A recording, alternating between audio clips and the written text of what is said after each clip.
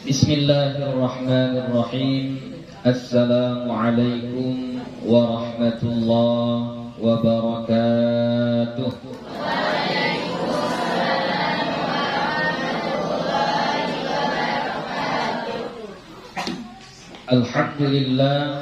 Alhamdulillahi rabbil alamin.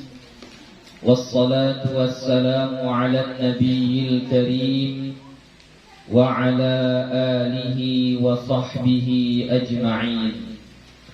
Rabbi shrah li sadri wa yassir li amri wahlul 'uqdatam min lisani yafqahu qawli. Rabbi yassir wa la tu'assir, Rabbi atmim bil khair, wa la hawla wa la quwwata illa billahil aliyyil azim. Alhamdulillah, puji syukur kepada Allah Subhanahu wa ta'ala. Kasih.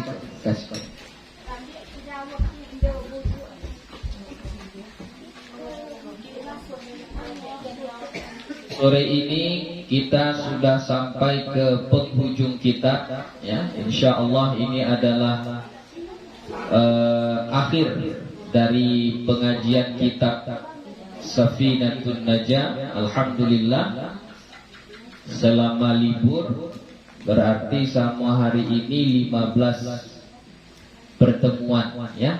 Ada 15 pertemuan, insyaallah sore ini kita akan khatamkan. Salawat dan salam kepada Nabi Muhammad sallallahu alaihi wasallam dengan lafaz Allahumma salli wa sallim ala sayyidina Muhammad wa ala ali sayyidina Muhammad. Insyaallah kita lanjutkan kembali pengajian kita. Yang terakhir pembahasan kita adalah seputar tentang sholat Jumat, ya, berserta rukun dan syarat-syaratnya. Sekarang masuk kita kepada pembahasan yang baru, yaitu tentang mayit, ya, orang yang meninggal dunia. Setiap kita pasti meninggal dunia. Kullu nafsin dha'iqatul maut. Setiap yang bernyawa pasti akan mati. Ya. Faslun alladhi yalzamu lil mayyiti arba'u khisalin. Yang wajib atau yang lazim kita lakukan kepada si mayit itu ada 4. Jadi yang 4 ini apabila ada yang meninggal dunia, yang 4 ini wajib kita tunaikan, wajib kita kerjakan kepada yang meninggal dunia. Disebut dalam ilmu fikih namanya fardu kifayah. Apa yang dimaksud dengan fardu kifayah? Fardu kifayah itu adalah dia wajib tapi untuk orang banyak. Sekiranya tidak ada yang melakukan di kampung itu, satu saja nggak ada yang melakukan, maka dosa sekampung. Orang sekampung itu kena dosa semua.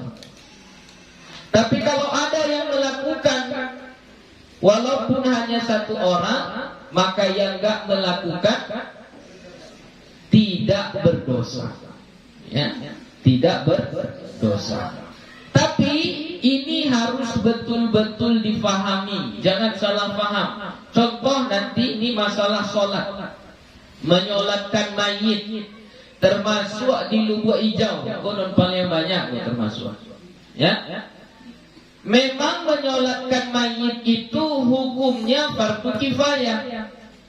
Asal ada saja yang menyolatkannya, maka yang tidak menyolatkan tidak dapat dosa. Akhirnya yang menyolatkan apabila ada orang meninggal hanya sedikit saja, sisanya nggak menyolatkan. Ya mungkin pemahaman di hatinya kan sudah ada yang menyolatkan, saya nggak berdosa lagi. Nah, itu pemahaman yang perlu diluruskan. Ya.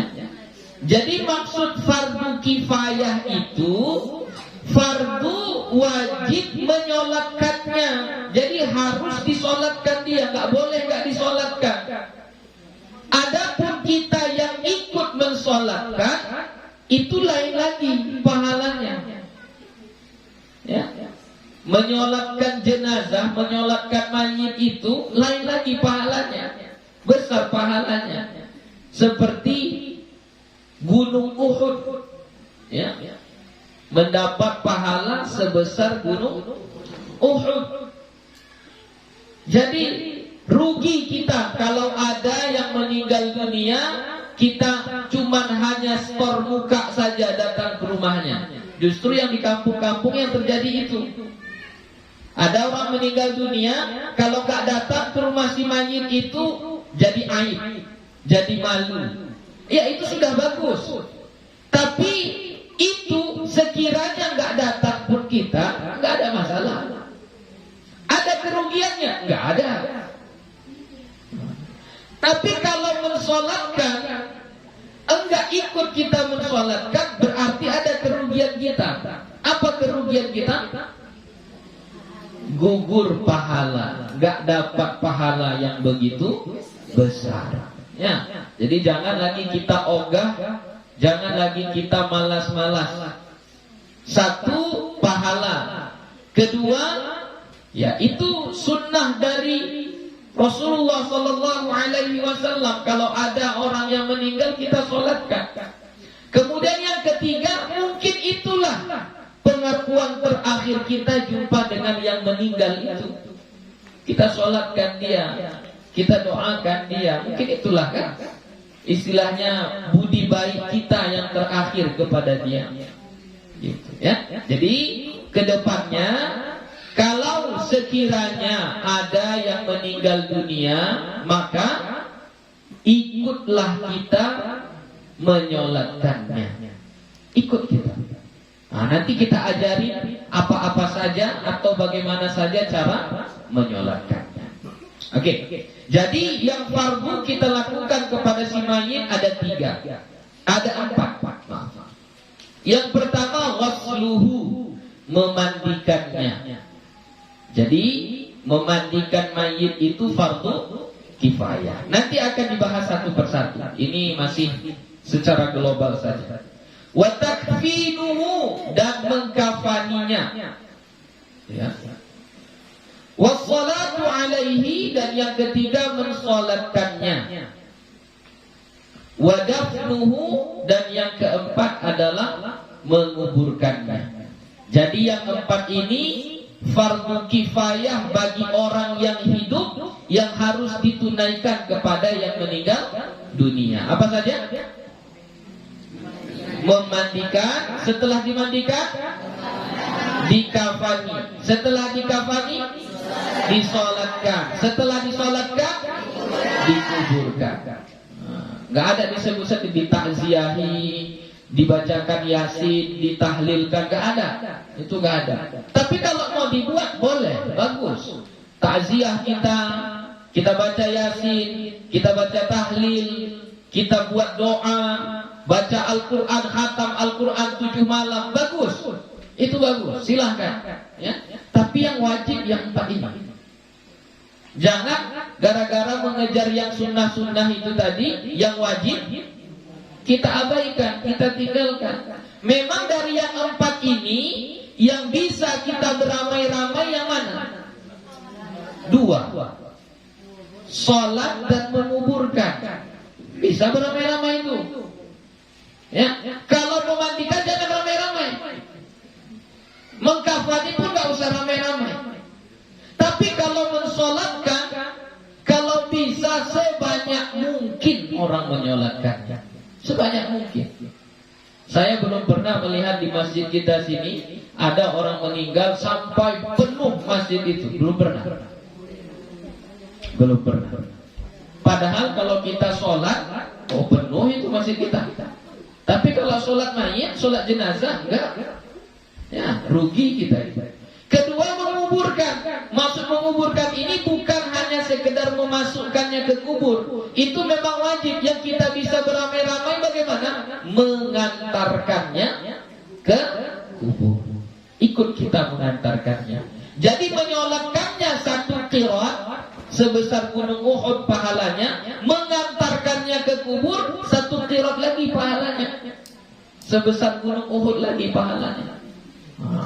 Begitu, ya. Oke. Jadi kita bahas satu-satu. Faslun. Satu fasal. Aqallul ghusli, sekurang-kurang memandikan mayit. Ini ukuran sekurang-kurang memandikan mayit. Ta'mimu badanihi bil ma'i, meratakan air ke seluruh badan.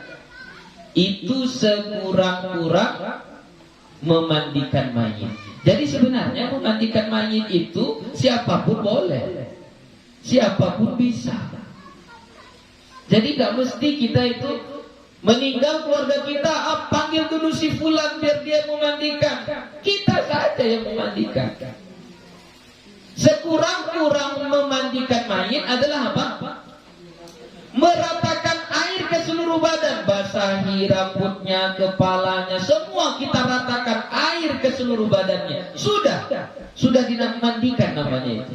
Sama seperti kita mandi wajib.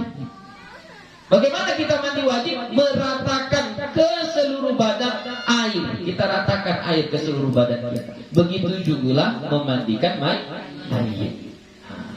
Cuma nanti akan ada beda-bedanya lah cara menggosoknya, cara menyiramnya. Ya, cara itu kan hanya cara, tidak wajib. Jadi misalnya kalau kita siram pakai ember kayak gini pun boleh nggak? Kalau bolehnya boleh, nggak apa-apa. Ya, cuma adabnya, masa pula kayak gitu memandikan? Ya, bayangkan sajalah orang hidup, anak kita yang masih kecil, kita ambil ember, kita mandikan kayak gini, enak nampaknya? Kan tidak, ya. Apalagi orang yang sudah meninggal dunia. Mandikanlah dengan cara yang baik. Kalau kata guru-guru kita dulu, bahkan ketika mau menjatuhkan air ke badannya itu pun dilapis dulu dengan tangan.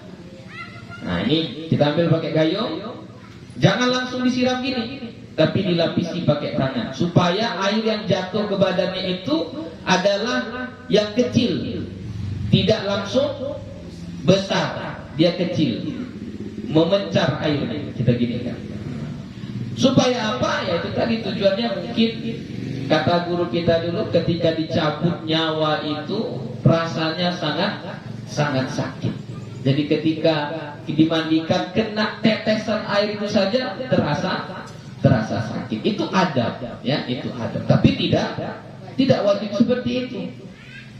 Yang wajibnya apa? Ta'mimul ma, itu saja. Meratakan air. Kalau kita ikut adabnya seperti tadi lah. Itu adabnya. Oke? Jadi bisa, siapa saja bisa memandikan mayit. Ya, nggak perlu diundang-undang ini, undang itu, enggak. Kita sendiri pun bisa. Kayak mana kita memandikan diri kita, seperti itulah kita memandikan si mayit. Cuman ada sedikit adab-adabnya. Wa akmaluhu, dan yang paling akmal, paling sempurnanya, an yaghsila sawataihi, bahwa membasuh kubul dan dubur. Ya, bagian depan, bagian belakangnya dibasuh, tapi nggak boleh langsung dengan telapak tangan. Ya, harus pakai kain, pakai alas. Ya, ketika membersihkan kubul dan duburnya harus pakai alas, nggak boleh langsung. Kemudian wa ayyuzilal qadara min anfihi, bahwa menghilangkan kotoran dari hidungnya. Mana tahu ada ingusnya karena dia sakit, flu misalnya, atau ada tai hidungnya, bersihkan. Ya. Kalau nggak dibersihkan pun nggak apa-apa. Ini cerita akmal, cerita sempurnanya. Ya, cerita sempurnanya, dibersihkan. Ada tai matanya, bersihkan tai matanya. Ya. Wa an yuwaddi'ahu, dan bahwa mewudukannya. Setelah dimandikan, wudukan. Ya, wudukan. Itu berarti mewudukannya hukumnya apa? Sunnah. Nggak wajib. Yang wajib tadi apa? Memandikan, meratakan ke seluruh badannya. Kalau mewudhukan sunnah. Wa ayyadluka badanahu bisidri, dan bahwa menggosok badannya dengan sidir. Jadi tidak hanya sekedar diratakan air, tapi agak sedikit digosok, dielus-elus, ya, dielus-elus, diapakanlah, agak di, ya, kayak kita mandi lah, kayak kita mandi. Cuma tekanannya agak dikurangi.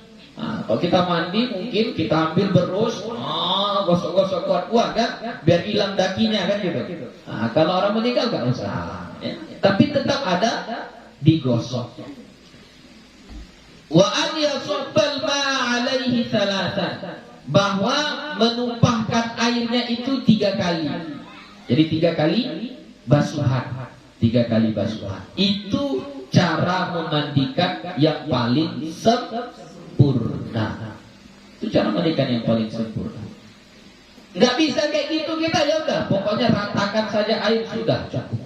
Nggak ada doa-doanya Bu ya, nggak ada. Nggak ada bacaan-bacaannya, baca itu ketika basuh mukanya, baca ini ketika basuh tangan, nggak ada. Tapi kalau mau sambil doa boleh, nggak ada masalah. Ya Allah, ampunkanlah dosa dia. Ketika kita basuh tangannya, ya Allah, tangannya inilah dulu yang bekerja untuk saya, untuk keluarga saya, mencari nafkah untuk keluarga saya.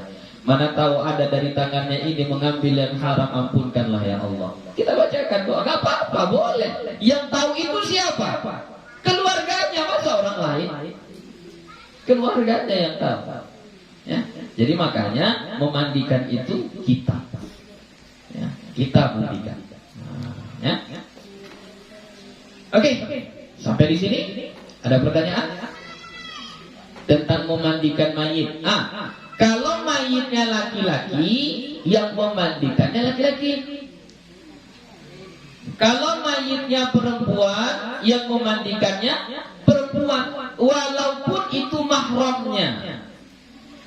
Misalnya yang meninggal ayahnya, dia punya anak perempuan, perlu ikut anak perempuan yang memandikan ayahnya? Nggak perlu. Nggak perlu. Yang laki-laki saja duluan, jika ada. Tapi kalau nggak ada, kalau nggak ada sekiranya ini, maka boleh yang perempuan. Ya, boleh. Ayat 9 Pak Ustaz. Iya, itu air, ya, itu sempurnanya, itu yang sempurnanya itu. Satu air saja, nggak perlu pakai air 9, satu air saja sudah cukup. Yang penting rata airnya ke badan sudah. Nggak perlu air 9. Dia itu hanya campurannya satu, pakai sidir. Air sidir itu nggak ada di sini, pohon sidir itu. Nantilah kapan-kapan kalau ada kawan pulang dari Arab, kita beli kayu sidir, kita tanam di sini. Jadi nanti pohon-pohon Arab itu, karena nanti di kitab itu banyak kali, nanti ada sidir, ada zaitun, ada tin, ada utrujah, banyak nanti nama-nama yang dipakai di dalam apa? Di dalam kitab. Karena kita mau menjelaskannya susah. Jadi lebih bagus cerita misalnya kayu sidir. Ini kayu sidir itu, ini dia. Oh, jadi paham kita. Jadi kayu sidir itu kayu wangian, wangi dia. Jadi kalau kita ganti pakai sabun lah, kalau di sini pakai sabun. Kemudian juga terakhirnya kalau di kita pakai kafur barus boleh, nggak apa-apa. Ya, air yang dicampur dengan kafur barus boleh. Ya, itu untuk mengurangi kalau terjadi pembusukan atau bau. Ya, jadi supaya hilang, dibuatlah itu. Nggak apa-apa boleh. Tapi nggak mesti air 9 tadi, nggak mesti. Ya, nggak mesti. Ya, jadi nanti susah pula mencari air 9 itu, mana ini air 9-nya kan gitu ya.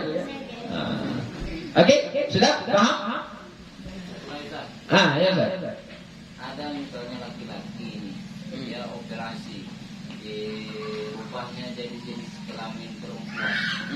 Nah, tiba-tiba meninggal dunia. Siapa yang mandikan? Laki-laki Ustaz. Karena dia laki-laki Ustaz. Walaupun sudah operasi, walaupun sudah bagaimana, udah bentuknya udah bentuk perempuan, dia itu laki-laki Ustaz. Enggak berubah. Jadi yang memandikannya tetap laki-laki. Kalau dia sholat, sholatnya di saf laki-laki. Kalau sholatnya di saf perempuan gak boleh. Kalau dia pergi hajinya sama laki-laki. Gak boleh pergi haji sama perempuan. Bukan mahramnya itu. Laki-laki lah. Mau kayak mana pun juga laki-laki. Ya? Oke. Ya, kita lanjutkan ya. Faslun. Satu pasal. Nah, ini yang kedua, kafan ya. Aqallul kafani thawbun ya'ummuhu. Sekurang-kurang kafan adalah pakaian yang menutupinya. Nah, ini sekaya-kayanya manusia yang dibawanya mati cuma kafan aja. Gak dibawanya mobilnya, rumahnya, harta yang lainnya gak dibawa. Nanti kita pelajari kalau ada dibawanya itu wajib digali kuburannya. Misalnya meninggal ya, dibawanya emas 20 gram di dalam apanya? Di dalam kain kafannya. Maka wajib digali kuburannya, ambil emasnya, kubur balik. Ya. Nggak boleh dibawa yang lain, cuma kain kafan aja yang boleh dibawa. Ini palsu Ustaz. Hah? Ini palsu. Termasuklah ome hati itu. Apa enggak? Yang emasnya, yang emas. Barang-barang berharga. Barang-barang berharga. Ya? Nah, jadi sehebat-hebatnya manusia, sekaya-kayanya dia, setinggi-tingginya jabatannya, kalau meninggal dunia kafan cuman yang dibawa. Semahal-mahalnya pakaian dia di dunia, beli bajunya aja 3 juta. Beli celananya 5 juta. Beli tasnya 90 juta. Di dunia itu.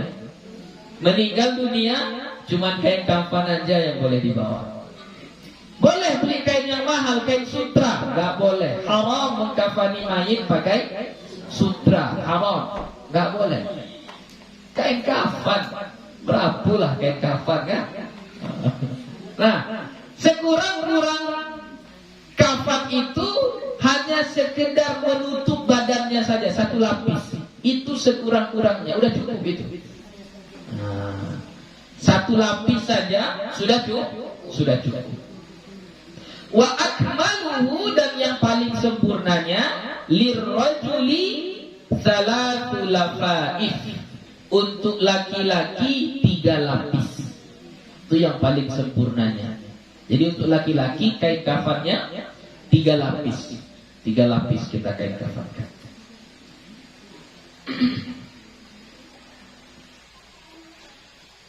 Walil mar'ati, dan untuk perempuan qamisun. Ini untuk sempurnanya ya. Sempurnanya untuk perempuan. Qamisun, baju. Tapi bukan baju ya, kafan yang dibentuk baju. Wa khimarun, jilbab, apa namanya? Tudung, ya kerudung. Wa izarun, sarung atau rok, bawahan dari pusat ke bawah. Wa lafafatani, kemudian 2 lapis ikatannya. Berarti jumlahnya berapa? 5. Itu yang paling sempurnanya untuk perempuan. Ya. Tapi untuk ukuran yang paling sedikit ini berbeda pendapat ulama. Kalau Syekh Syarqawi menerangkan di dalam kitabnya Syarqawi, itu kita pelajari di Purba kelas 5 ya. Kelas 5 atau kelas 6 kalau nggak salah saya. Nah, itu di situ dijelaskan sekurang-kurang kain kafan itu 3 lapis, tidak boleh 1 lapis. Itu khilaf di antara ulama ya, perbedaan. Kalau Syekh Salim mengatakan sekurang-kurangnya 1 lapis ya. Nah, tapi kita kalau apanya ya 3 lapis lah kita buat. Kita ambil yang paling sempurnanya. Kalau perempuan tadi berapa lapis? 5 lapis ya, 5 lapis. Nah, cara mengkafaninya bagaimana? Ya, cara mengkafaninya yang penting tertutup auratnya.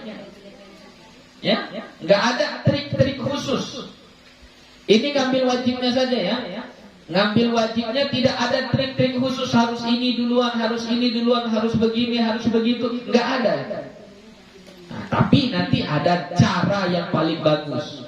Nah, tapi kalau wajibnya yang penting tertutup auratnya. Mau kayak mana dilipat dia, digulung-gulung kayak tikar, digulung ini baru diikat gini, boleh, nggak apa-apa. Ya, tapi berdosa lah kita kan kalau gulung-gulung kayak gini. Intinya sudah dikafani namanya. Sudah dikafani. Nah. Kemudian kafan itu bagusnya kain berwarna putih. Itu yang paling afdal. Boleh warna yang lain ya, boleh. Boleh ya, warna lain boleh. Tapi yang paling bagusnya warna putih. Ya. Boleh bekas. Ya, misalnya selimut dia kain warna putih. Selimut yang meninggal ini selama hidup dia kain warna putih. Waktu meninggal dikafani pakai selimutnya itu kan bekas itu. Boleh tidak? Boleh, enggak apa-apa. Ya, boleh. Tapi tetap yang paling bagusnya tentu yang baru. Ya. Oke. Ada pertanyaan kira-kira untuk mengkafani? Lagi kami isi kuliah. Apa tuh? Dalam kapal diserak ibu mau di dalam itu menyelangi boleh. Indo dimasukkan benda-benda lain di dalam kain kafannya. Nah, tidak dimasukkan. Tapi kalau bolehnya boleh, tidak dilarang. Ya. Mungkin apa tujuannya itu dulu? Tujuannya memasukkan bunga-bunga ke situ apa tujuannya? Oh, biar wangi. Kalau biar wangi nggak apa-apa lah ya. Kalau biar wangi, sekedar wangi itu mengapa? Boleh. Nah, tapi kalau bisa, kan sudah dimandikan pakai kayu sidir tadi, atau sabun, lah wangi itu yo, lah wangi, lah cukup itu yo. Kalau perempuan dibodak dipakai nampak Tidak perlu dibodake, digincuge, diapoke, tidak perlu doh. Diku make up mayit pula ya kan. Ini biasa make up orang nikah sami. Kena lain pula make up orang meninggal. Doh. Apa? Ya, iya. Tapi tidak wajib. Iya, tidak wajib. Itu penyempurna. Nah, penyempurna dibuat kapas supaya tidak lengket. Nah, itu dia untuk mengapa. Lah, ya kita lanjutkan. Faslun. Arkan sholatil janazati sab'atun. Nah, ini masuk kepada sholat, rukun mensolatkan jenazah. Ya. Rukun sholat jenazah ada 7. Ada 7 rukunnya. Al-awwalu an-niyah. Yang pertama adalah niat. Jadi harus niat. Ya. Usolli ala hadal maiti. Sengaja aku mensolatkan mayit ini. Ya. Arba'a takbiratin. 4 kali takbir. Fardu kifayah, hukumnya fardu kifayah lillahi ta'ala. Bahasa Indonesia boleh ya? Boleh. Sengaja aku sholat jenazah atau mensolatkan mayit ini 4 takbir, fardu kifayah karena Allah Ta'ala. Sudah cukup. Ya. Itu niatnya. Ingat tempat niat di mana? Di hati. Ya. Kita meniatkannya di hati. Kalau sekedar dilafazkan tanpa ada dihadirkan di hati, sah sholatnya? Tidak. Ya, harus yang di hati yang kita hadirkan. Yang dilafazkan itu mengkuatkan saja. Hukumnya sunnah. Atsani arba'u takbiratin. Yang keempat, yang kedua 4 takbir. Bukan 4 rakaat ya. 4 kali takbir. 4 kali takbir. Al-thalith al-qiyamu 'alal qadiri. Berdiri bagi yang sanggup. Jadi mensolatkan jenazah, mensolatkan mayit juga dalam keadaan berdiri. Ya. Tapi kalau enggak mampu, duduk. Boleh, silahkan. Kalau tidak mampu. Ya, kalau tidak mampu boleh. Tapi kalau mampu, berdiri. Tengok ini. Sampai disebutkan bagi yang mampu. Itu menunjukkan apa? Sekiranya kita orang yang gak mampu berdiri pun, kita masih dianjurkan untuk mensolatkan mayit. Masih dianjurkan kita untuk mensolatkan mayit. Walaupun kita gak bisa berdiri. Nah, begitulah pentingnya mensolatkan mayit. Ya. Ar-rabi'u qira'atul Fatihah. Yang keempat membaca Fatihah. Enggak ada lah yang enggak hafal Fatihah kan? Hafal itu Fatihah, baca Fatihah. Ya, baca Fatihah. Setelah kita baca Fatihah, takbir lagi. Jadi pertama tadi niat. Niat sengaja aku mensolatkan mayit ini 4 takbir fardu kifayah karena Allah Ta'ala. Allahu Akbar. Itu 1 takbir. Setelah 1 takbir itu, kita langsung baca Fatihah. Jangan baca doa iftitah. Ya, nggak ada doa iftitahnya. Langsung baca Al-Fatihah. Setelah baca Al-Fatihah, takbir lagi. Allahu Akbar. Apa yang kedua? As-salatu ala Nabi sallallahu alaihi wasallam ba'da tsaniyah. Bersolawat kepada Nabi sallallahu alaihi wasallam setelah takbir yang kedua. Ya, jadi setelah takbir yang kedua kita baca solawat. Apa lafaz solawatnya Bu ya? Bebas, apa saja boleh. Allahumma salli ala Muhammad, Allahumma salli ala Sayyidina Muhammad. Apa saja lafaz solawatnya. Ya, lafaz solawat al-Ibrahimiyah, itulah yang paling bagus. Ya, itulah yang paling bagus. Ya, jadi solawat apa saja boleh, boleh dibaca. Asal bahasa Arab, ya, asal bahasa Arab. As-sadisu ad-du'a lil mayyiti ba'da tsalitsah. Yang keenam, doa kepada si mayit. Ya, kita doakan si mayit setelah takbir yang ketiga. Tadi pertama takbir pertama. Setelah niat takbir, Allahu Akbar. Baca Fatihah. Oke, setelah baca Fatihah, amin, takbir lagi, Allahu Akbar. Apa yang dibaca? Salawat. Bisa kita baca yang pendeknya, Allahumma salli ala Sayyidina Muhammad wa ala ali Sayyidina Muhammad. Takbir lagi, Allahu Akbar. Berarti sudah berapa takbir ini? Sudah 3. Setelah yang ketiga ini kita baca apa? Doa kepada si mayit. Apa doanya Bu ya? Bebas. Bebas doanya. Ya, enggak mesti Allahumma ighfir lahu warhamhu wa'afihi wa'fu anhu. Enggak mesti itu. Itu boleh. Allahumma ighfir lahu, ya Allah ampunkanlah dia.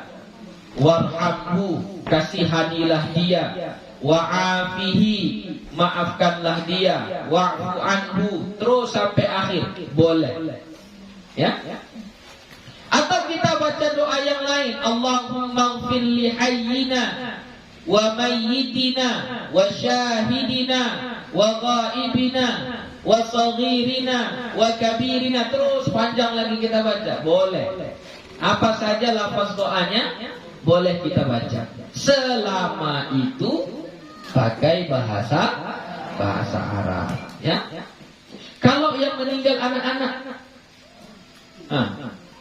yang meninggal anak-anak kan gak ada dosanya.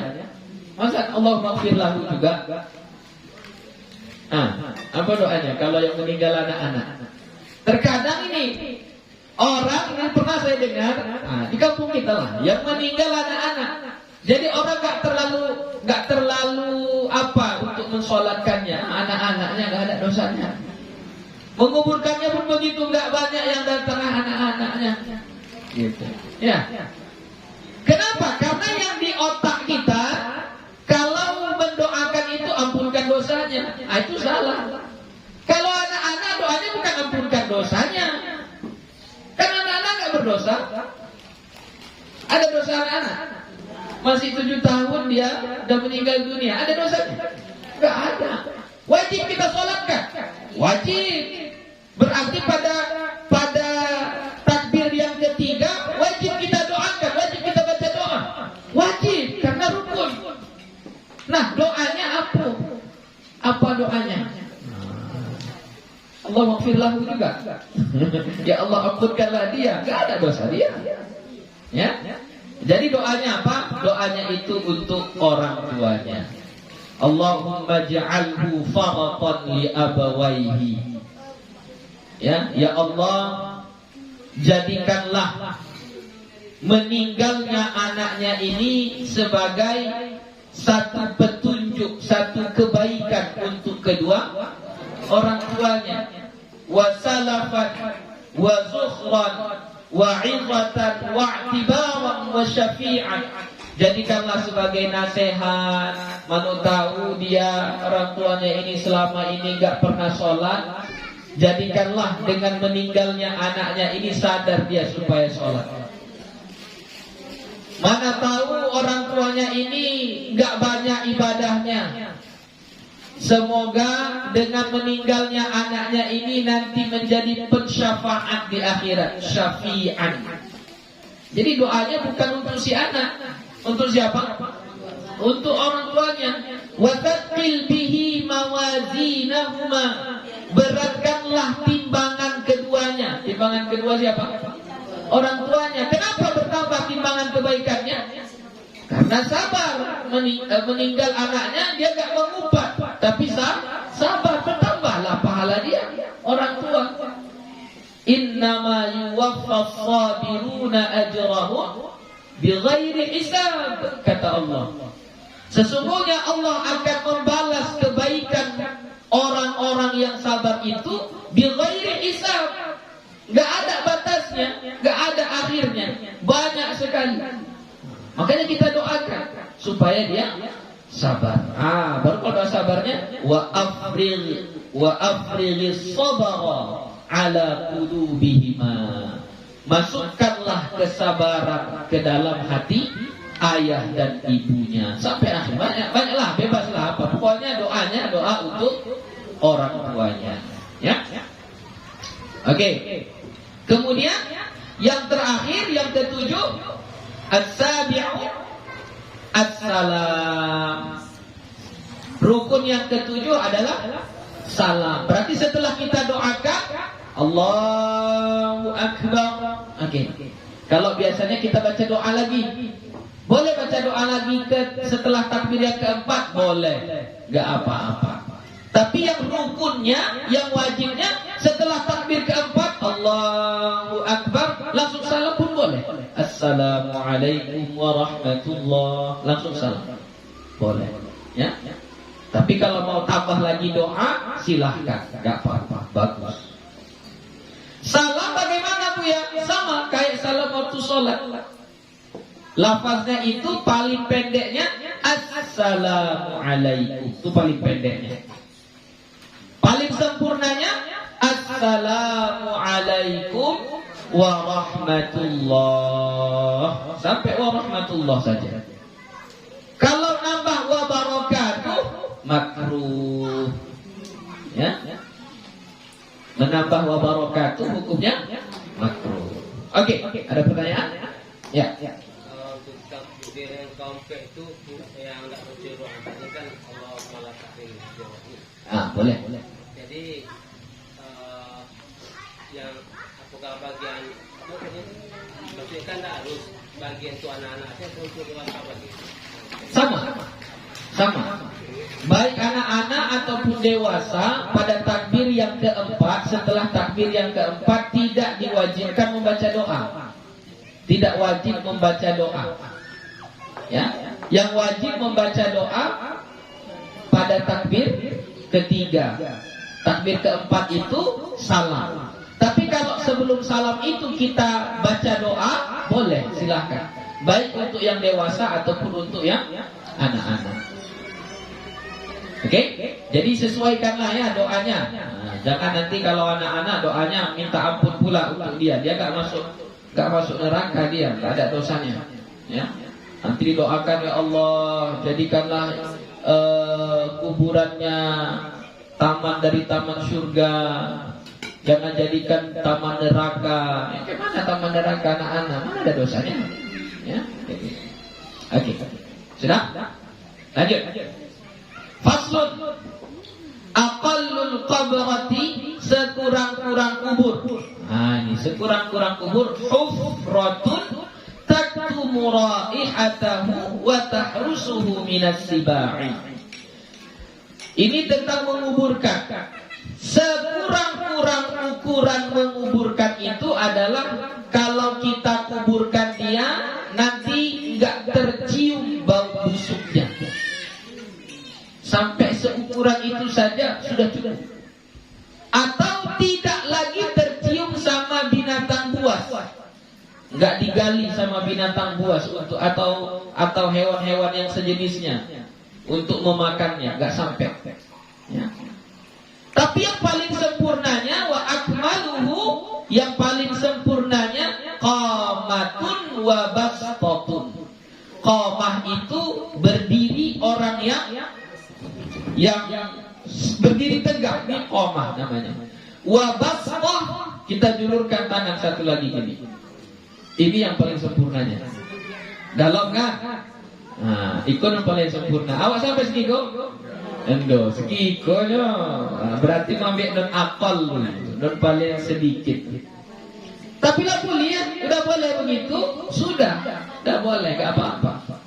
Ya, tapi kalau yang paling sempurna tadi adalah apa? Kita berdiri tegak, julurkan tangan ke atas, bastah. Seukuran gini, bahkan itu dibahas lagi sama ulama. Bastahnya itu digenggam atau dibuka? Kan berbeda ini. Kalau begini dengan begini berbeda. Ya, jadi ulama berbeda pendapat. Sebahagian mengatakan digenggam, sebahagian lagi mengatakan dibuka. Itu yang paling sempurnanya, yang paling sempurnanya. Kemudian wa ayyuda'a khadduhu 'alal ardi, bahwa meletakkan pipinya ke tanah. Jadi pipi mayit itu harus ke tanah. Jadinya do telentang baikul. Yo, mirinya ke mana? Ke kanan. Dia merengnya ke kanan. Nah, jadi pipi kanannya ini kena ke tanah. Wa yajibu tawjihuhu ilal qiblati, wajib menghadapkannya ke kiblat. Jadi kalau kiblatnya ke sana berarti wajib dia mereng ke sana. Wajib menghadap kiblat. Oke. Itu menguburkan. Pernah nampak apa? Menguburkan itu waktu apa ditutup atasnya? Lain. Apa tujuan ditutup itu? Panas. Ya. Kalau kita mau menguburkan itu kan ditutup atasnya.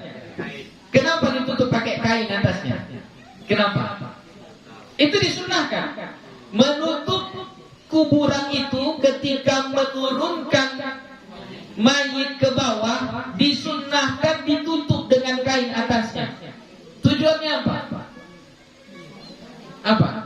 Supaya kalau nanti mana tahu waktu proses penurunannya itu ada yang terbuka, entah auratnya yang sepatutnya nggak boleh ditengok kelihatan, tuh makanya ditutup. Itu disunahkan. Jadi jangan kita nengok-nengok gini, nggak boleh kita tengok. Biarkan saja, kuburkan saja. Ya nggak usah ditengok-tengok.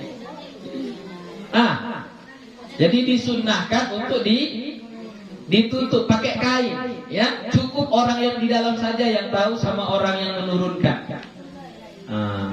Jadi penutupnya bukan di atas.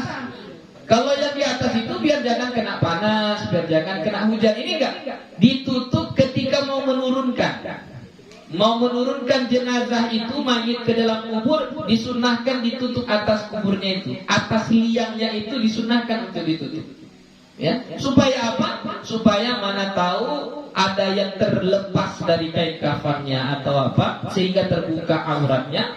Jadi tertutuplah, nggak bisa dilihat oleh banyak orang. Oke?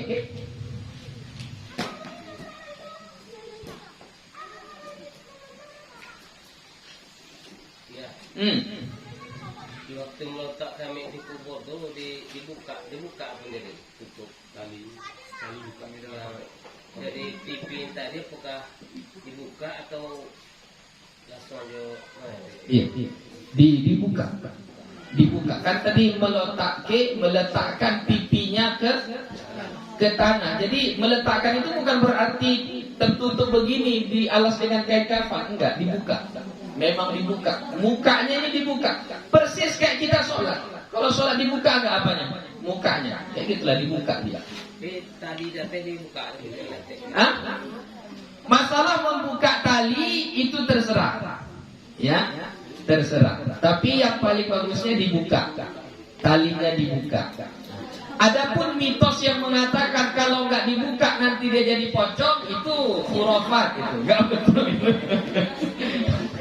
Buka talinya nanti jadi pocong. Nah, itu nggak betul itu ya. Mau dibuka mau nggak dibuka nggak apa-apa sebenarnya. Tapi yang paling bagusnya dibuka. Ya.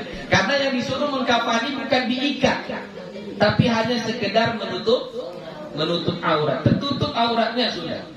Ya, bukan mengikat. Mengikat itu kan supaya ketika dipindahkan, disolatkan, dibawa ke kubur tidak lepas-lepas, tidak terbuka. Itu tujuannya. Ya. Oke, ada lagi? Habis. Lanjut. Faslun. Yubashul maitu li arba'i khisalin. Dibongkar kuburan mayit karena 4 sebab. Dibongkar, boleh dibongkar. Dan dikubur ini dibongkar lagi boleh kalau terjadi salah satu dari 4 sebab ini. Apa? Lil ghusli, untuk memandikannya. Oh, ternyata waktu dikuburkan belum dimandikan. Udah dikuburkan, dia baru teringat, loh belum dimandikan ini. Gali lagi kuburannya, keluarkan, mandikan. Illam yataghayyar, kalau dikira-kira belum berubah baunya, belum berubah badannya ini, berbusuk dia. Misalnya baru sebentar, tapi kalau sudah 2-3 hari, gak usah lagi. Kayak mana lagi mau mandikannya kan? Ya. Walitaujihihi ilal qiblah, untuk menghadapkannya ke kiblat. Jadi waktu dikuburkan dibuatnya telentang begini. Yang menguburkan nggak tahu, dibuat mereka telentang. Setelah ditimbun, dah diapa semua, datang ustadznya. Kayak mana posisinya tadi di bawah kalian buat? Telentang ustadz. Gali lagi, arahkan ke kiblat. Wajib digali lagi untuk mengarahkan ke kiblat. Ketiga, walil mali idza dufina ma'ahu, kalau ada harta yang dikubur bersamanya. Kalau ada harta yang dikubur bersamanya, gali, ambil harta itu, keluarkan, timbun lagi. Ya, jadi nggak usah bawa apa-apa, nggak boleh. Ya, nggak boleh. Barang berharga ya, kalau bawa payung, ngaku bawa payung, biar jangan panas nanti di padang mahsyar. Khurafat ya, khurafat, sesuatu keyakinan yang tidak benar. Ya. Jadi kalau terbawa sama dia misalnya cincinnya emas ini 10 gram, ya, maka gali, ambil cincinnya lagi. Ya.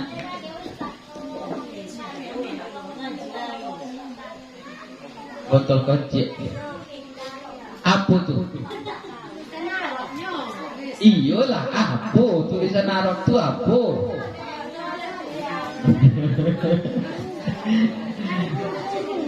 Iya. Wallahu a'lam, enggak tahu saya. belum pernah tahu apa yang ditulis, saya juga tidak tahu, ya. Jadi kalau dalam agama ada tidak seperti itu, tidak ada. Ya, tidak ada.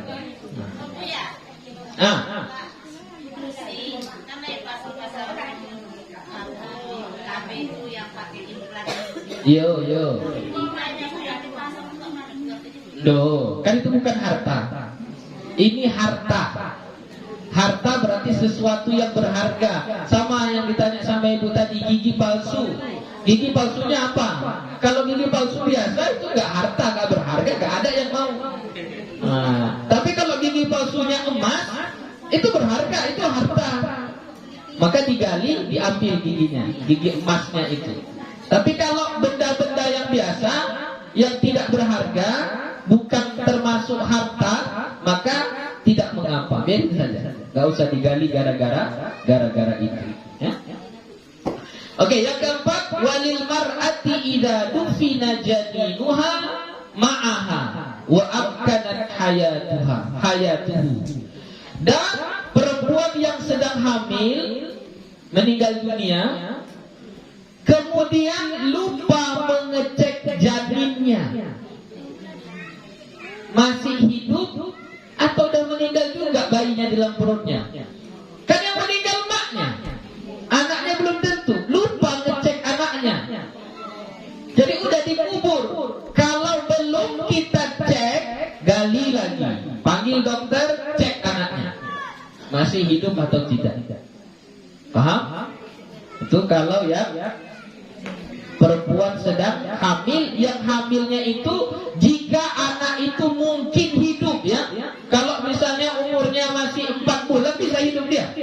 Gak bisa. Ini dah umurnya misal 4 bulan atau udah bahkan dah 9 bulan, meninggal maknya, jangan langsung dikuburkan. Cek dulu kondisi anaknya ya dalam perutnya itu, masih hidup atau enggak. Kalau masih hidup, operasi, keluarkan anaknya, baru dikubur ibunya. Begitu. Oke? Nah, habis. Ada pertanyaan? Orang tuanya bu ya, kalau mati anak awak 7 orangnya tertutup pintu neraka untuk umat orang tua. Oh. Tidak, itu tidak syarat. Tadilah doa yang tadi itu adalah jadikanlah dengan meninggalnya anaknya ini, jadikan dia orang yang sabar. Jadikan anaknya ini pemberi syafaat yang menolong dia nanti di akhirat, berbentuk doa. Nah, kalau nanti itu adalah kabar gembira saja, kalau meninggal anak tertutup pintu neraka 1, itu kalau sabar. Kalau enggak sabar, enggak juga. Ya. Ya. Oke, ada lagi? Habis. Lanjut. 2 bab lagi. Faslun. Al-isti'anatu arba'u khisalin. Isti'anat ini minta tolong, minta bantuan ketika bersuci. Itu ada 4 macam. 1, mubahatun, mubah, boleh. Kedua, khilaful aula. Ketiga, wa makruha, makruh. Keempat, wa wajibah, wajib. Langsung contohnya saja biar mudah paham. Fal mubahu hiya taqribul ma'i. Yang mubah itu adalah mendekatkan air. Contoh, kita sedang mau berwudu atau mandi atau bagaimana, sedang dalam proses bersuci, airnya jauh, lalu kita minta tolong sama orang ambilkan air untuk didekatkan ke sini, ke tempat kita bersuci, maka itu hukumnya mubah. Ya, mubah. Wa khilaful aula hiya sabbul ma'i ala nahwil mutawaddi. Khilaful aula itu menumpahkan air untuk orang yang berwudu. Kan kita bantuan itu berarti kan? Dibantu. Ini berwudu, tapi airnya orang yang nuangkan. Orang yang nuangkan. Itu hukumnya khilaful aula. Wal makruhatu hiya liman yaghsilu a'dha'ahu. Makruh kalau minta tolongnya itu cucikan anggota badannya. Jadi mau berwudu ini kan, kau cucikan dulu tanganku. Orang yang cucikan tangannya, padahal berwudu. Yang berwudu dia, tapi yang mencucikan tangannya orang lain, itu makruh. Wal wajibatu hiya lil maridi 'indal 'ajazi. Dan wajib hukumnya isti'anah, meminta bantuan bagi orang yang sakit ketika tidak mampu. Dia mau wudu tapi gak mampu.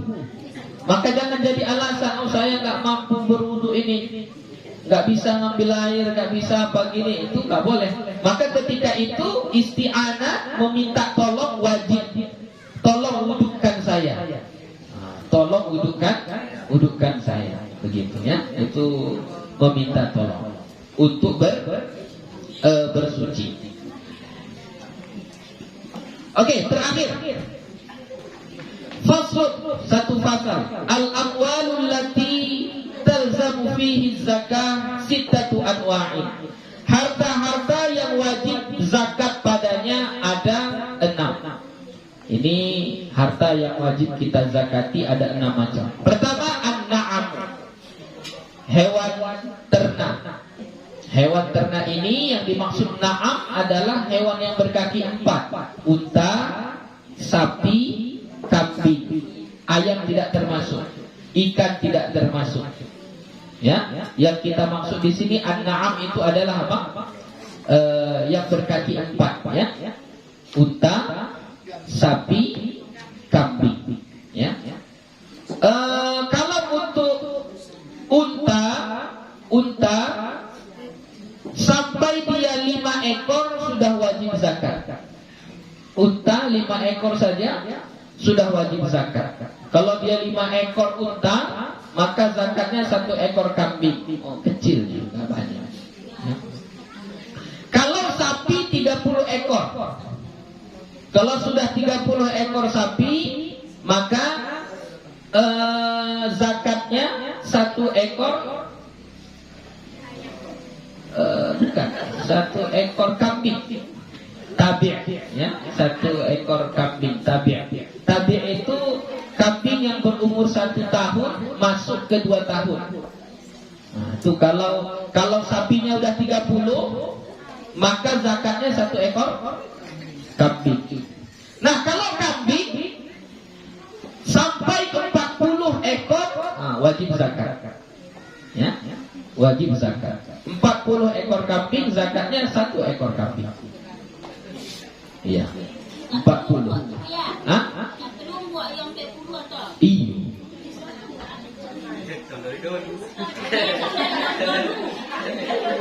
Maksudnya? Maksudnya kan lain 5 ekor lawak 2 tahun ikut tahun datang 20 beranak 10. Oh enggak, bukan. Yang dimaksud zakat hewan itu sampai akhir tahun jumlah kambingnya 40, begitu. Jumlah untanya 55, jumlah sapinya 30. Kalau udah dijual di akhir tahun tinggal 5 ekor, nggak wajib ya. Oh ya. Nah, jadi kalau kita punya kolam ikan nggak wajib zakat, Bu ya? Wajib juga, tapi zakatnya bukan zakat hewan ternak. Kita punya ayam, wajib zakat, wajib, tapi zakatnya bukan zakat hewan ternak. Zakatnya zakat perniagaan. Ya, bagaimana zakat perniagaan? Disamakan dengan emas. Ya, nanti zakat emas kita bahas ini seterusnya. Wan naqda, emas dan perak. Nah, emas dan perak itu nisab zakatnya adalah kalau emas 20 dinar. 20 dinar itu satu dinarnya berapa? Satu dinarnya 4,25 gram. Satu dinar 4,25 gram. Ya. Jadi supaya wajib zakat emas harus 20 dinar. Berarti 4,25 gram kali 20. Berarti berapa itu? 85 gram. Jadi kalau emas kita ada 85 gram, maka wajib zakat. Wajib zakat. Zakatnya berapa ya? 2,5%.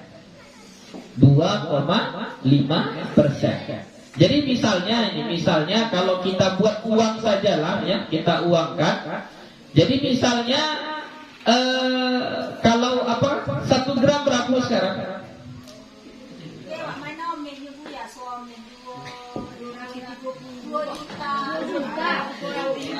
2.370.050. Satu omes itu berapa gram? Nggak tahu. Ya pokoknya ukurannya kayak gitulah. Ya. Kalau kita buat misalnya, kita buatlah 1 gram itu 500.000. Kita buat contoh saja. Berarti 500 kali 85 gram. Berarti berapa itu? 5 kali 8 40. 5 kali 5 25 65 juta. Iya. 85 gram kali 500.000. Berarti berapa itu? 65 juta kan? Itu kalau 1 gramnya 500.000. Kita buatlah misalnya emas kita banyak, lalu kalau diuangkan uangnya 100 juta. Berapa zakatnya? 2,5. Berarti berapa itu? 100 juta berarti berapa? Berapa? 100 juta bagi 2,5%. Ada yang bisa matematika? Berapa itu? 2.500.000. Iya. 2.500.000. Ya, itulah zakatnya. 2.500.000. Emas yang bagaimana Bu ya? Emas yang bukan perhiasan. Kalau emas perhiasan nggak dizakati. Contoh ibu itu punya gelangnya 1 kilo. 1 kilo gelangnya ini 1 kilo, tapi dipakainya kemana-mana, itu nggak dizakati. Kenapa? Itu perhiasan. Ya, punya kalungnya ini sama mainannya 2 kilo, sama mainannya besar ini kalungnya ini. Tapi dipakainya kemana-mana, perhiasan dialah, maka tidak dizakati. Yang dizakati itu emas yang disimpan. Atau emas perhiasan tapi laki-laki yang pakai. Karena laki-laki haram memakai emas. Jadi misalnya ada laki-laki pakai emas dia, ini kan perhiasan, gak wajib zakat. Enggak, itu tetap wajib. Kenapa? Karena itu tidak dianggap perhiasan bagi dia. Kenapa? Karena laki-laki tidak boleh pakai emas. Lanjut. Wal mu'asyarat, biji-bijian pertanian lah ini. Cara awak coba padi, jagung dan lain sebagainya. Kalau itu ukurannya 5 wasak istilahnya dalam ilmu fikih ya, 5 wasak. 5 wasak itu lebih kurang kalau beras kita beratkan lebih kurang 653 kg. Itu kalau beras ya Bu ya, bukan padi ya, beras 653 kg. Nah kalau sampai nisabnya segitu, sampai ukurannya kita bersawah seperti itu, maka dikeluarkan zakatnya 5%.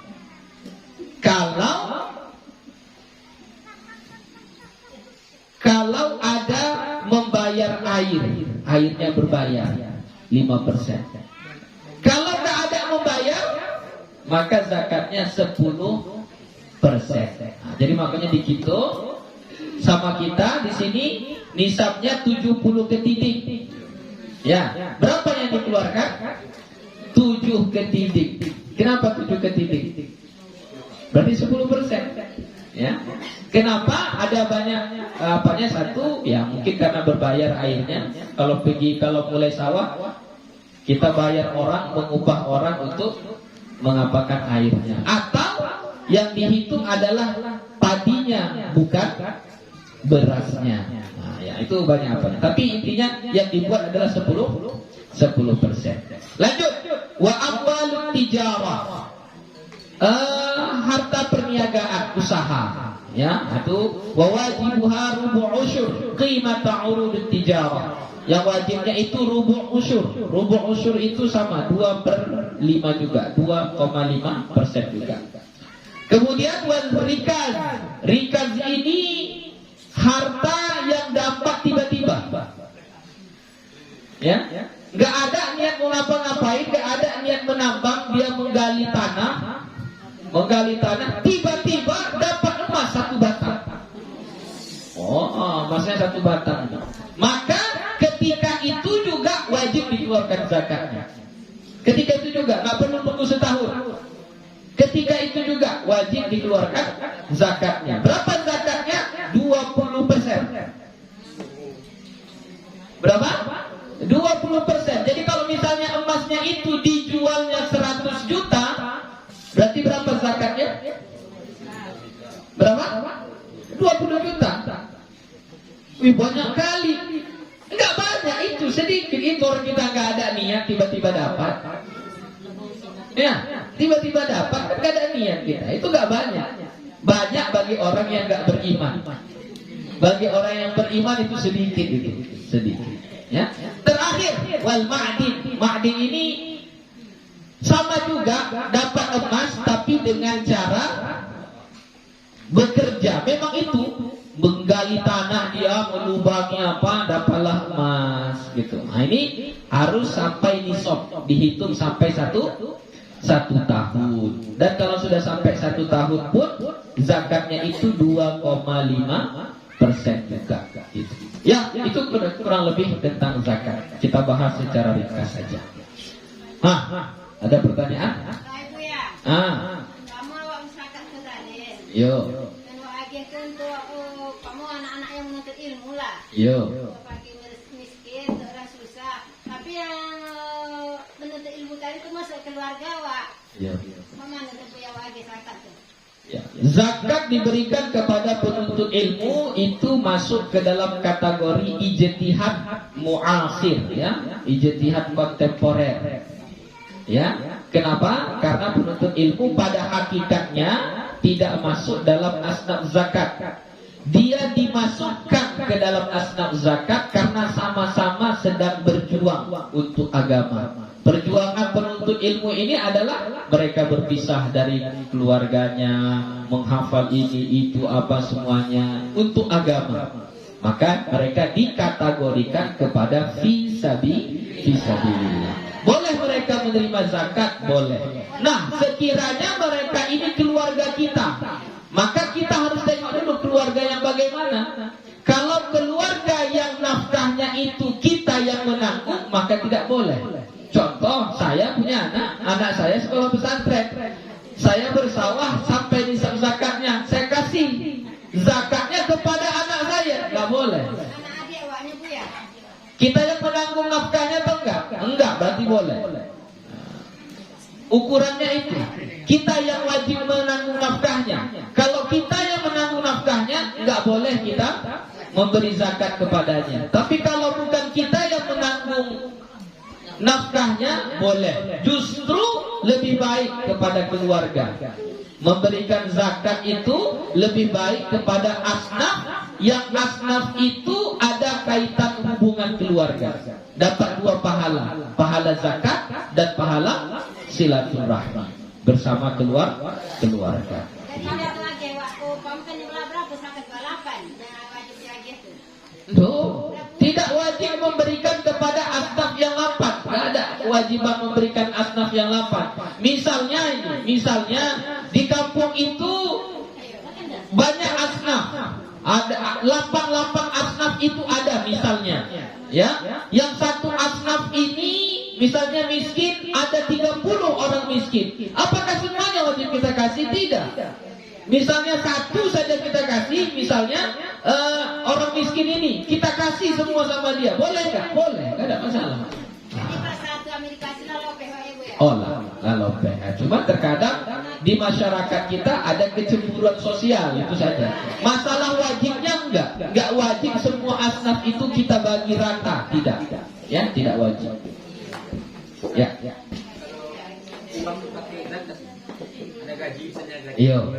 Menurut pendapat fikih kontemporer wajib zakat 2,5% juga Pak. Wajib zakat 2,5%. Ya itu fikih kontemporer Pak ya. Fikih kontemporer iya. Kalau fikih klasik non lamo bela itu. Ya yang dulu nggak ada. Ya, itu fikih kontemporer. Kira-kira analoginya, kiasnya gini Pak. Orang pergi ke sawah tiap hari bersusah payah, capek, panas dari pagi sampai jam 6. Selama 6 bulan kalau dijual hasil panennya itu semua dijual lain 20 juta. 6 bulan. Titihnya dijual semua hasil panen itu ada 20 juta uangnya. 10 juta, oke lah, 10 juta itu belum dipotong yang lain-lainnya. Ya, jadi kalau 10 juta bagi 6 berarti 1 bulan cuma berapa gaji kita? 1 juta sekian aja Pak. Orang yang kerja di kantoran datang jam 8 atau jam 9 pulang jam 4 gajinya 5 juta.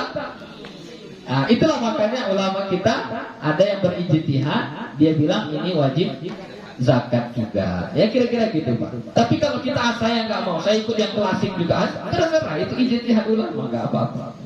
Tapi kalau ikut negara itu dipotong langsung itu, potong langsung itu.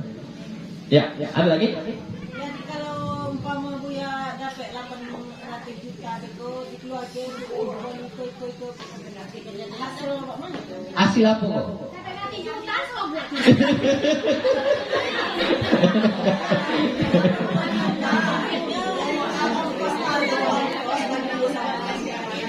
Oh, kalau tanahnya itu tidak milik kita, lain lagi hitungannya. Ya, jadi syarat zakat itu harus milkut tam, milik sempurna. Jadi kalau tanahnya itu bukan tanah kita, kita hanya menggarap saja, itu bagi 2. Caranya begini, misalnya ini tanah punya si A, yang mengerjakan adalah si B. Perjanjian mereka bagi setengah, misalnya setengah-setengah nanti hasilnya baginya gitu. Jadi cara mengeluarkan zakatnya bagaimana? Bayar dulu zakatnya baru dibagi. Nah begitu, bayar dulu zakatnya baru dibagi. Ya. Atau boleh juga tentukan dulu kalau yang setengah dia setengah-setengah, yang dia bayar ini juga bayar. Tapi yang paling bagusnya sebelum dibagi dikeluarkan dulu zakatnya, begitu. Jadi bukan yang bekerja saja yang mengeluarkan zakat, yang punya tanah juga mengeluarkan zakat. Jika cara membaginya setengah-setengah. Tapi kalau misalnya di satu kampung itu, satu pantak cuma satu belek padi, satu ketidia misalnya, kan itu berarti nggak setengah itu. Nah kalau itu tidak, itu berarti yang bersawah saja yang mengeluarkan zakatnya. Umpama Bu ya ada PH jago itu 10 juta, 5 juta modal 5 juta dewa. Oh tidak dihitung modal. Modal dalam agama kita tidak dihitung. Kok pupuk tuh? Pupuk itu hanya pelengkap. Jagung kalau nggak dipupuk hidup nggak? Hidup. Cuman kalau dipupuk lebih bagus hasilnya. Jadi itu tidak termasuk modal. Cuman kalau air, kenapa dihitung? Kalau air kenapa dihitung? Karena sawah kalau nggak berair mati dia. Makanya kalau airnya berbayar ada potongan.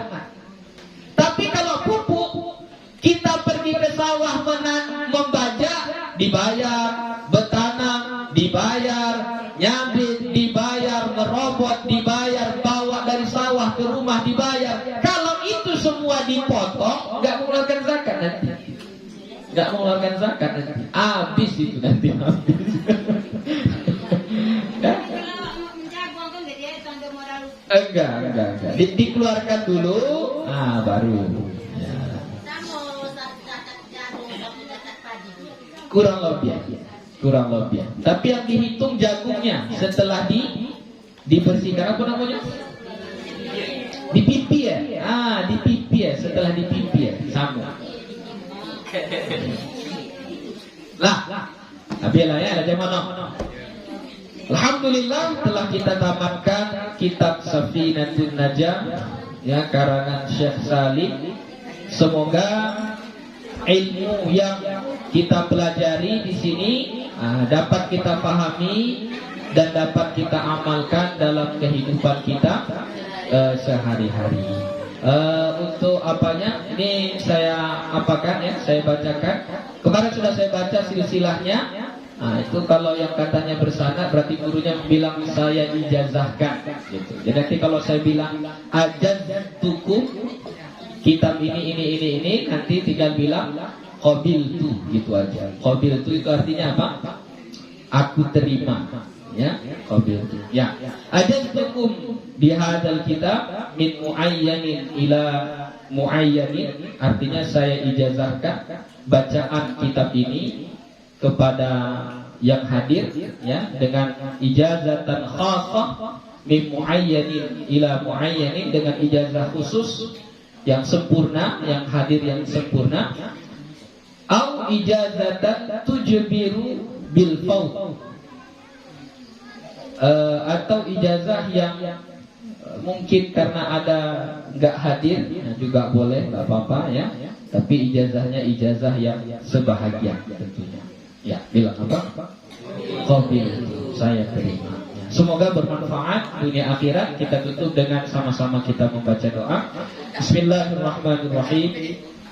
Alhamdulillahirabbil alamin, wassalatu wassalamu ala nabiyil karim wa ala alihi wa sahbihi ajma'in. ربنا ظلمنا أنفسنا وإن لم تغفر لنا وترحمنا لنكونن من الخاسرين اللهم اغفر لنا ذنوبنا ولوالدينا وارحمهم كما ربونا صغارا ولأساتذتنا ولمشايخنا ولجميع المسلمين والمسلمات والمؤمنين والمؤمنات برحمتك يا أرحم الراحمين اللهم فقهنا في الدين وعلمنا التأويل اللهم علمنا علما نافعا اللهم إنا نسألك علما نافعا ورزقا طيبا وعملا متقبلا ربنا آتنا في الدنيا حسنة وفي الآخرة حسنة وقنا عذاب النار وصلى الله على سيدنا محمد النبي الأمي وعلى آله وصحبه وبارك وسلم والحمد لله رب العالمين.